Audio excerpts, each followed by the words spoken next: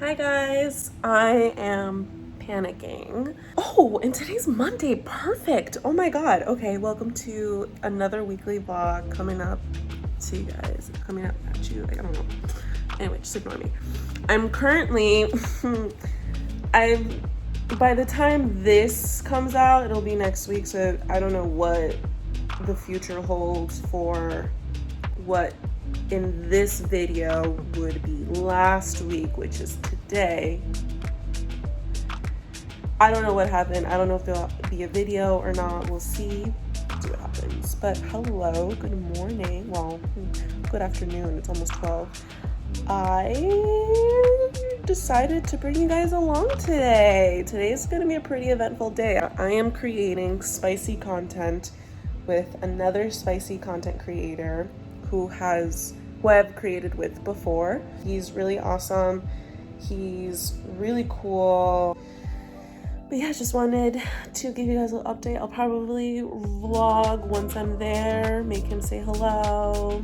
But then after that, I'm finally almost finished recording my podcast episode. My podcast with my co-host, Mars. He is also the last guest we're recording with. It's just important to me for people to hear these stories of other people in my community. Anyway, so yeah, then I have the final podcast recording to do, and I have to go to Target to pick up a few things. I'm gonna head out. I'm gonna prep to head out, and I'll see you guys at the collaboration. It's like, I do not mind. Guys, look who I'm back with. What's up, y'all? Did they want me back as much as they wanted you back? No, I mean, like, they did. They enjoyed our content. Thanks, they still purchased it. They still asked for it. Oh shit. Well, we're gonna do more. I hope you're excited. It's gonna be fire. She's fire. Yes. Keep it Okay, locked. guys. Yep.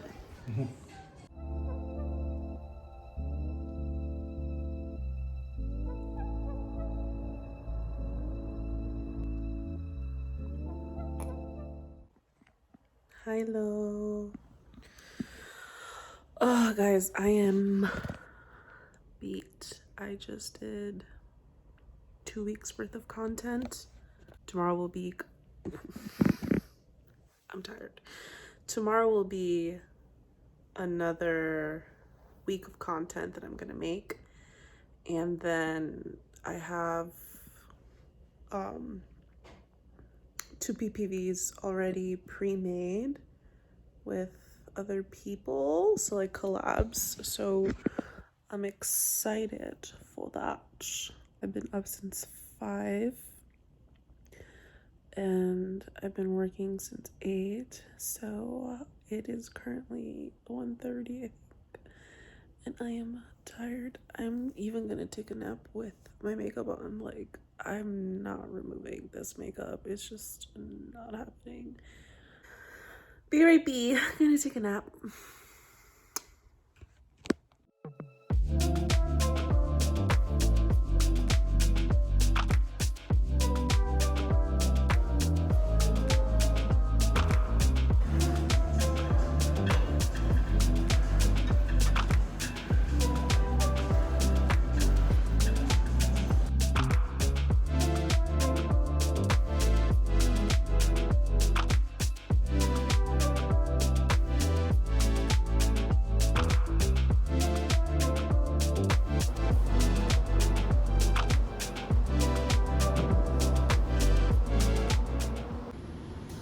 Okay, I hope this works and it's angled well. I can't see you. I'm using my phone camera because I've tried to film with my GoPro, which is why I wasn't able to post last week, because for some reason the file on my GoPro, like the SD card, didn't want to transfer to my laptop, and I tried from the GoPro app on my phone to then airdrop it to my laptop, and it just kept failing.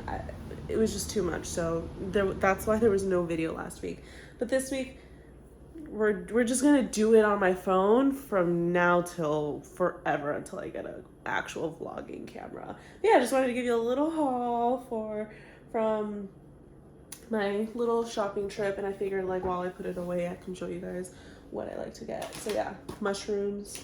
Favorite mushroom is maitake. Love mushrooms. The maitake mushrooms, and then I got some regular just white mushrooms. Raspberries. Beyond Beef, plant-based. You know, I get this. I cut it into 4. That way it's, I think it's 4 servings anyway. Yeah, 4 servings per container. So I just cut it into 4, and then I just like make the patties that way. Or sometimes I'll do like a meat sauce. Gluten-free bread. I am mostly dairy-free, but I also I sometimes consume dairy. And then I have the Foragers cashew milk yogurt. This grapes. And that's pretty much my fridge stuff. This brand is amazing. So embarrassed of my pantry. It's like so not organized. It's not organized. Siete kettle cooked potato chips, but with the flavor fuego. Bob. So if you want something healthy, this is the best thing ever. This is the everything flavor. I love the everything flavor. Not flavor, but I love the everything gone crackers. But I also prefer the jalapeno gone crackers because I just prefer it because it's spicy. This one isn't spicy. It just tastes like an everything, like the everything seasoning. So good. So if you want to swap out your chips for something healthier, this is all made of seeds. All the ingredients are natural. Like there's no preservatives. Black beans, Earl Grey tea. And finally, I got Primal Kitchen steak sauce. Again, I don't have this figured out. Maybe I'll make a video one day of me organizing my pantry and my fridge. Anyway, I'll talk to you guys later. Hi guys. Okay, so last night I was going to finally watch the John Oliver, his little 25-minute video that he made about sex work. And I was just going to like write down my thoughts about it as he was like talking and stuff. And I was just like, oh, okay. So like I would pause the video and then write stuff down. I only made it like maybe 2-3 minutes in, and where I was like, this is extremely good. Like I need to react to this real time. So we're gonna watch from the beginning, but after the 2-3 minute mark, I don't know the rest of the video. Okay, just wanted to give you guys that fair little warning. Okay, you see, yeah, it was like almost 3 minutes in. It is at 0:00, and we're gonna watch. Our main story tonight concerns sex. You know, the thing that the cute little bird outside your window is constantly screaming about. It's true. It's yelling, sex, sex, I'm horny, who wants sex? Just try to remember that as your grandmother is gazing peacefully at it. Sex is a topic that historically we've not been very good at talking about. Hey, you know something? No, what? I had a wet dream last night. What dream? What's that? Oh, you know, sperm was out of your penis. Sperm? Did your brother ever tell you about that? No. Wait, hold on. You're not his brother? What the fuck? Then why are you talking about sperm with some random kid? I feel like the main takeaway from that video should be to stay away from creepy teenagers who like to chat up neighborhood tweens about their wet penis.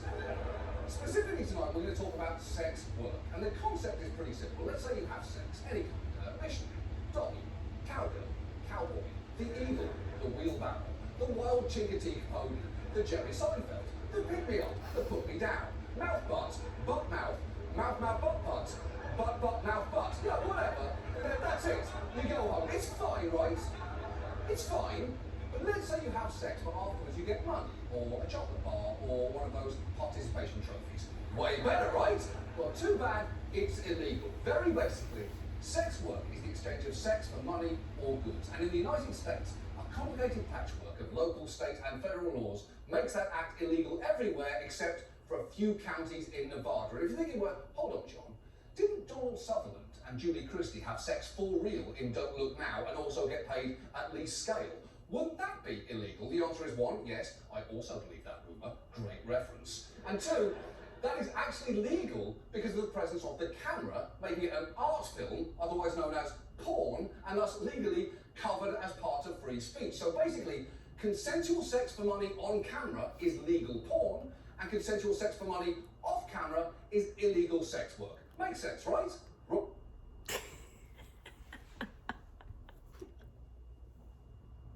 he mentioned that, like, so being paid to have sex when there's a camera is legal because it makes it artwork. It makes it a freedom of expression. Legally, it's an art piece. It's an artwork.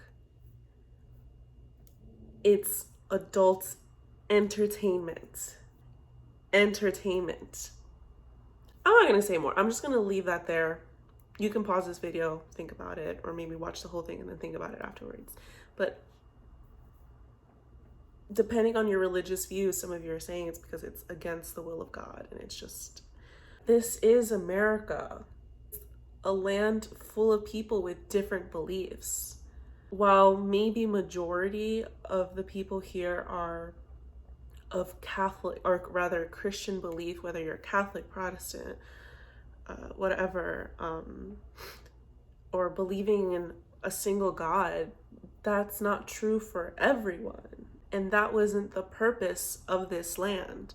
So just because you think it's moralizing and you really believe that this is bad, not everyone agrees with you. And so can you create room and space for people that believe and think differently from you? Okay, we're gonna press play. Oh, well, exactly. Everything about the way we regulate sex work in this country is confusing and counterproductive. And when we talk about it, it's often either demonizing, patronizing, or just plain wrong. And in some cases, all three at once. It was once called the world's oldest profession. You know the names: prostitute, tramp, call girl, hooker, even whore. If that didn't get your attention, this right here will. Most are really victims, people being sex trafficked. Okay. First of all, they're actually not, for reasons that we'll get into later. But setting that aside, if you're going to talk about someone, maybe don't start the sentence by insulting them. It's like saying, you know him as a dickhead, a fuckweasel, a stingy, unlikable bitch. And today, at his funeral, we remember Uncle Todd. Because as long as sex work has existed, so have efforts to stop it. And it comes in many forms, from people who object to it on moral grounds, to those who associate it with crime, to those who want the practice permanently ended, as they believe all sex work is exploitation and absolutely cannot be done consensually. But a human history's worth of shitty laws hasn't changed the fact that, one, sex work has always been part of society, appealing to every interest and every kind of clientele, and two, sex workers are not a monolith. People from a variety of backgrounds do it for a variety of reasons. And the fact is, our current system of criminalizing the trade and driving everyone underground is actually only making life harder for the most vulnerable involved. And given that sex workers are, and this is true, people with thoughts about their own fucking situation, we thought tonight we'd actually listen to them. And let's start with the fact that this is not going to... Okay. We are people too. The media continues to feed that negative perception by saying, like, it's sex trafficking, these people were by their uncle, there's terrible reasons why they do this, these people need to be saved, and this and that, and it's just not true. You can't continue to put us in the same category. I work for myself. I am an adult online content creator. No one is forcing me to do this. No one. So are you saying that I'm sex trafficking myself? If we're generalizing here. Some people, it's their desire. This is just who they are. They do this work because it's what they love. It's a passion. It's a life goal. It's something that they want to do. It's two completely different categories, and it's unfortunate that the media continues to feed it as one. And it's unfortunate that you guys, like, if you really strongly believe that, like, it's unfortunate that you're not willing to open your mind and listen to us when we're literally like, no. And you guys are like, yes, you don't know, you have no idea what you're talking about, your work and your line of industry and what you do. I know what's best for you. I'm gonna press play. Be a piece about morality. You might well think that people should only have sex during a full moon, wearing a three-piece suit, and exclusively with their common law horse. That is your business. This story is going to be about the fact that sex work is inarguably labour. It is a job, and people do it for the same reason that people do any job, as this advocate explains. Sex work is inherently work. It's how people feed their families. It's how people put clothes on their backs. It's you know, how people survive. I mean, I've been a sex worker, I've been a lawyer, I serve sandwiches at Subway, I folded clothes at Abercrombie. All those are work. Right, it's all work. The main difference between sex work and working at Subway is that, at least in sex work, you actually know what the customer's eating. And yet, some people feel highly uncomfortable with the very idea that sex work is labour and should therefore be treated as such. Just watch a New York State Assemblyman struggle to even get his head around that. We've got hookers roaming the capitals now lobbying to be legalized. I can't even imagine what that looks like when they're lobbying. And they were talking health insurance, fair wages, all the things that come with it. So this has really gotten out of hand. Yeah. Can you imagine an organised group of citizens lobbying their state government for access to basic human rights? This has gotten well out of hand. Now, if you'll excuse me, I have to go continue styling my hair like a famously racist cartoon. Part of his reluctance there is probably his general dick vibe, but it also points to something much bigger, and that is the argument that, as that anchor just said, most sex workers are victims, and what they need is someone to step in and save them. And one of the biggest groups that loves to do that is the police, who often position themselves as saviours for sex workers, even as they are arresting and jailing them. I've talked to numerous survivors that say it saved their life. Being arrested. We open the door for help, and if we don't do that, who's going to do it? If I don't offer them help, who's gonna? No one. There's no one going to help them. Well, hold on, because first, if that is true, that no one else is going to help them, then you're actually pointing at a gigantic problem that needs to be fixed, because arresting someone isn't usually considered the best way of providing assistance. That is why there isn't a thank you section in Hallmark called For Your Arresting Officer. Because I think we can all agree, if there are people doing sex work who don't want to be doing it, we should absolutely be aiding their transition out of that situation. But the question here is, are we doing that right now? Because let's look at some of the methods that police use in dealing with sex workers, which can be traumatizing, invasive, and occasionally unbelievably cruel. Like this undercover sting from an episode of Cops. So, how about a little clown action, huh? Come on! Surveillance unit, she's getting in the van right now in the front passenger seat. Not homeless, are you? As a matter of fact. We're not doing nothing. We're not doing nothing. Put your hand behind your back. You're under arrest for prostitution. Yeah, only one of those people ended up in handcuffs, and it somehow wasn't the guy who said, how about some clown action before jizzing silly string?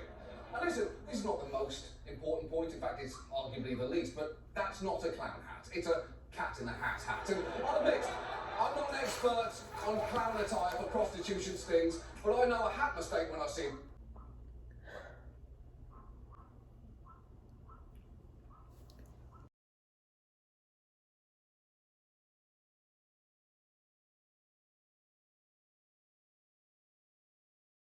Would be against that.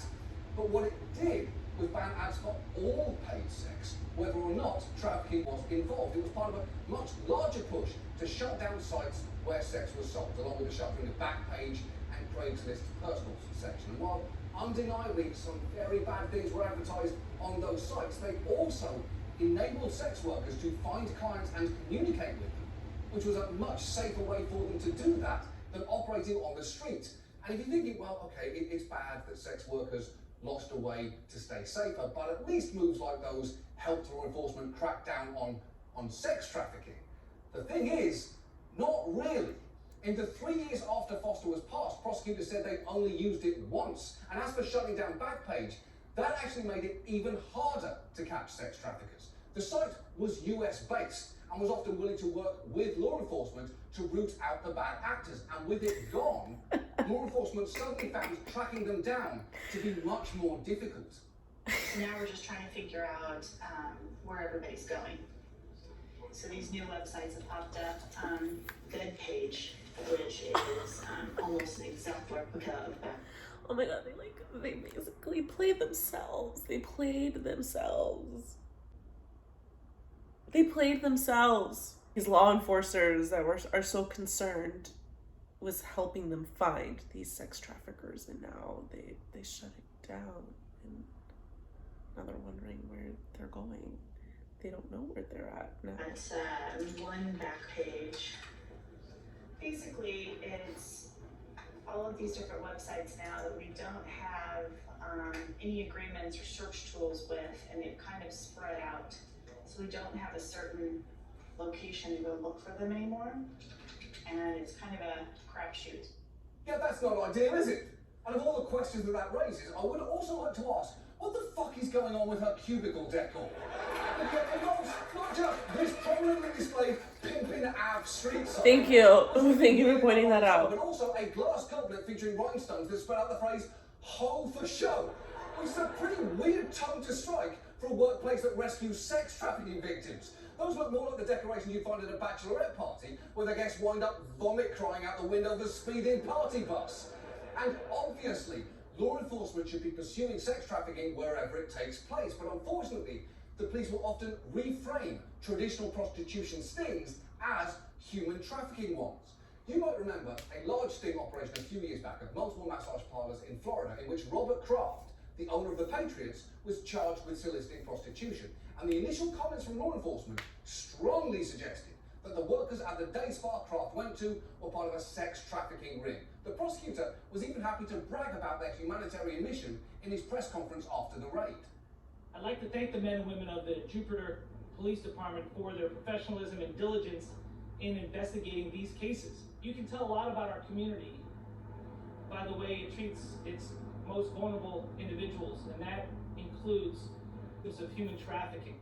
He's actually right. You can tell a lot about a community by how it treats its most vulnerable individuals. You should know, months later, prosecutor admitted no human trafficking arose from the investigation, and Kraft's misdemeanor charges were later dropped. And yet, the state attorney's office continued to pursue cases against the women, you know, the ones they were supposedly trying to rescue. Eventually, 4 women who worked at that spa were arrested and jailed, with 3 fined thousands of dollars and 1 ending up in ICE detention.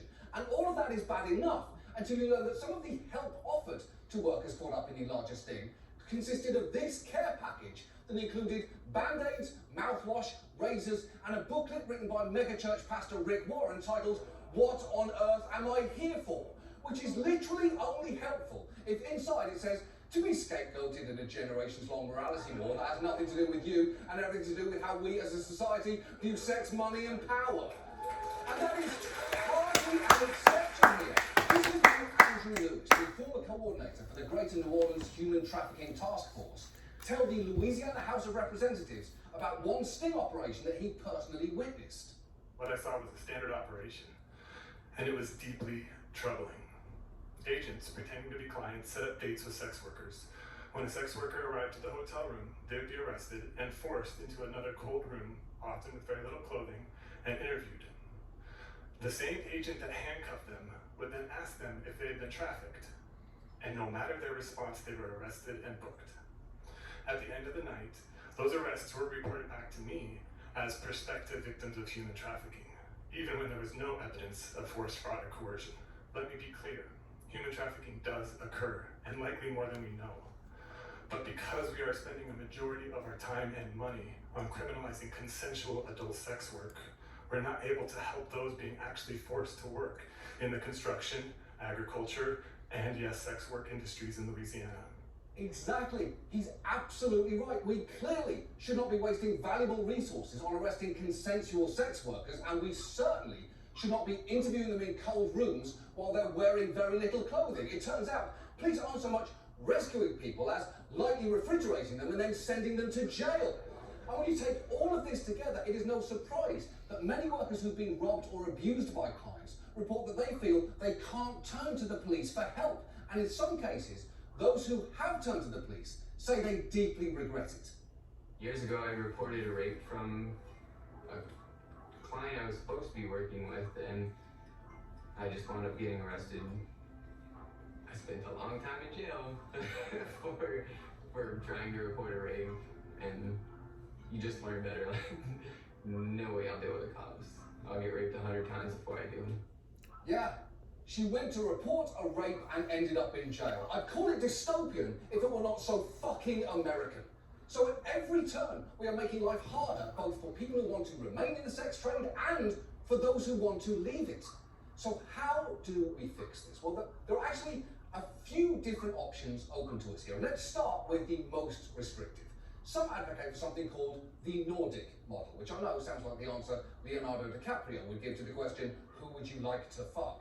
But the Nordic model is the one that intuitively might make sense to you, because it criminalizes the buying of sex, but not the selling of it. So we would arrest the clients, but not the workers, the ones that you're presumably concerned for. It's been adopted in many countries, including Sweden, Finland, Norway, and France. And while it might sound good on the surface, one problem with it is that sex buyers don't want to be arrested any more than sex workers do, meaning that workers still have to meet clients in the shadows. So, for instance, it is very difficult to vet them online, and if you're on the street, it can be even worse, as this Swedish sex worker explains. Especially for the women in the street, this has been very, very bad, because before they had, this classic thing hanging into the car window, having the discussion, this is what I'm willing to sell, this is what I'm willing to do. They don't have the time anymore because the clients are so jumpy. So they have to get into the car, drive off, and then negotiate. And then they're already in the car. Yeah. Right. You can't tell in a split second of looking at a car if it's safe to get in. It's not like there's a bumper sticker that says, my child is an honour roll student and I'm a fucking sociopath to tip you off. So the truth is, many sex workers don't love the Nordic model. Another option we could go with is legalisation. That is where workers and clients can legally operate within certain regulations. It's the model employed by Amsterdam and some counties in Nevada. There, sex workers are limited to working as independent contractors and must do so in regulated brothels, typically earning 40 to 50% of what they bring in by servicing customers, with the remainder going to the brothel. If you're wondering why those brothels get to take so much, it is simply because they can. Nevada essentially gives them a monopoly. That is just one reason why sex workers tend not to be that keen on the heavily regulated legalization option either. Instead, what many of them advocate for is something called decriminalization, which very simply removes all criminal penalties for the buying and selling of consensual sex. It's a model currently employed by New Zealand, a country that does seem to make a lot of smart choices, with the glaring exception, of course, of choosing a national bird. Because what the fuck is up with the kiwi, by the way? It's an incorrect duck. It's what you get if a first grader was assigned to draw a bird and then just forgot. My point here is, in New Zealand's system, any sex worker can legally work for themselves or in a brothel, and brothel owners have to have special certificates and verify their workers are over 18 and use safe sex practices. But crucially, this system means that sex workers have fundamental rights, from being able to access unemployment benefits, to healthcare, to being covered by workplace protections. Sex workers there have successfully sued over sexual harassment they experienced in a brothel and have been able to go to the police. In fact, last year, a man was convicted for rape in a stealthing case after he removed a condom without a sex worker's consent. It is a human rights-centered approach that does seem to be working. And a sex worker in New Zealand gives credit for this to the fact that the people writing the laws did one key thing. New Zealand seems to be the only country that has got it right, and that's because they consulted sex workers, whereas any other country doesn't talk to sex workers. They just make plans and laws for them without discussing it with them or caring about what they say. Exactly. And it is sad that that is so surprising, because unfortunately... Because you know more. They know more about our jobs than we do. Seems most countries' laws treat sex workers the exact same way that we treat cats on Halloween. That is, squeezing them into bad situations without their input or consent, and refusing to take their feelings into consideration when they're clearly not that happy. And look, I'm not saying the New Zealand model is perfect. That woman herself acknowledges that. And there are good faith disagreements to be had over the finer points of a decriminalisation policy. But if we basically agree, as I hope we do, that making sex work safer for the people who do it is a priority, it is the direction to strive toward. And we're actually taking some slow steps in the right direction here. New York recently repealed its loitering law. California seems poised to do the same. Meanwhile, prosecutors around the country have announced that they won't pursue certain prostitution cases and will dismiss thousands of pending ones, which is great. And look, to those who are still uncomfortable here, out of a concern that there are people who feel economically forced into sex work, I totally agree with you. That is a huge problem, but the fact is, our current laws are not addressing that.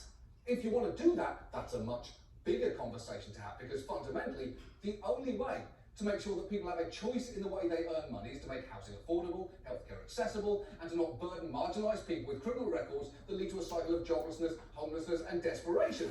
But until such time as we have that conversation, and it does not seem like something enough people are itching to have right now, we need to stop pursuing policies that harass, endanger, and occasionally refrigerate sex workers, and instead start listening to what they actually want. Because unfortunately, if we don't do that, we're just going to carry on looking like a bunch of fucking clowns.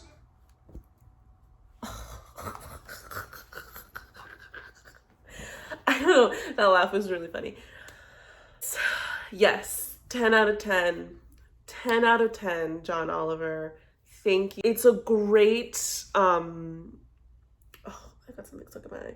It's a great, like, congested, like, not congested, there's just like so much information and so many important topics around sex work that, you know, like everyone in society is just like, but this is why. It's in the best way that I feel like right now that could have been done, like it was done for people who aren't in the industry. Like, this is great. This is something good to base off of more conversations that need to be had. We are people to listen to us. Let us have a voice. Come on. I think it's time. I have a good feeling. That it's gonna happen. Anyway, I have to go do other things. Great video. Hope you guys liked my reaction during the video.